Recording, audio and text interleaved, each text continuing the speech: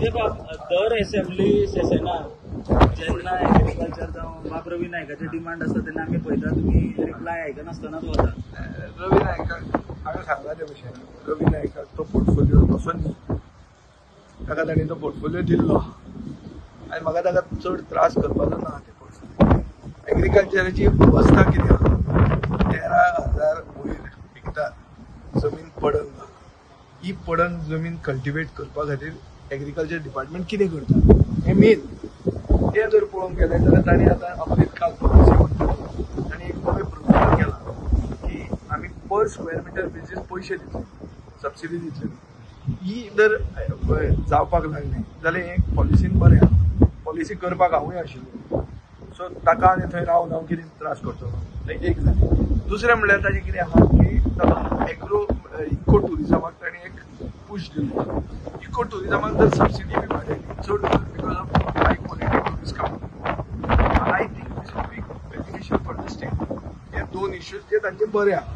तांचो डायरेक्टर म्हजो OSD आसा. आय बेसिकली लायक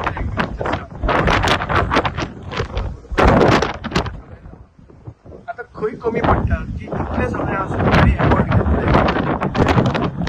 तांकां बजेटरी एलोकेशन कांय ना.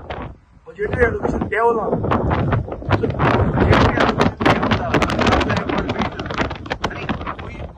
ग्रीन करतले, स्वावलंबी करतले, ते कशें गणीत बसता. आनी 75% गोंयकार ते फार्मिंगान ते तांणी सामके हाय टार्गेट दवरलेले आहा की यूथ आहा तांकां पडते रिवर्स करतले म्हणून. यूथ करतले जाल्यार कितें करप. हांवें सांगिल्लें ते भशेन शेक म्हणटे फक्त दर्यार कित्याक काय म्हणून शेताचे मदीं शेक एलोकेट करूंक जाय.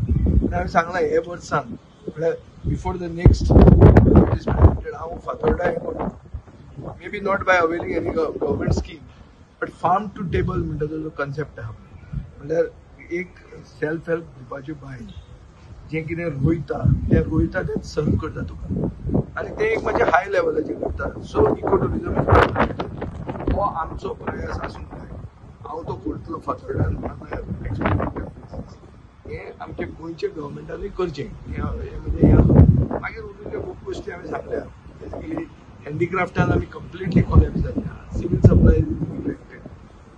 बाब रवी नायकाक सिनियर पोगो हे बिल हे जालें तेजेर तुमचो कांय इतलो हे दिसोंक ना. पण पोगोच्या हातूंत मुखेलमंत्र्यान जें सांगलें हें म्हाकाय खबर नाशिल्लें. म्हाका आजूच कळ्ळें की पर्सन ऑफ गोवन ओरिजीन म्हणटा तें डिफायन जाल्लें आशिल्लें. तुका खबर आशिल्लें, कोणाक खबर आशिल्लें, आमकां कोणाक खबर नाशिल्लें. कोमून नदीच्या हातूंत खंयचे तरी ओल्ड हें ताणें दाखयलें की person of Goan origin define जाला.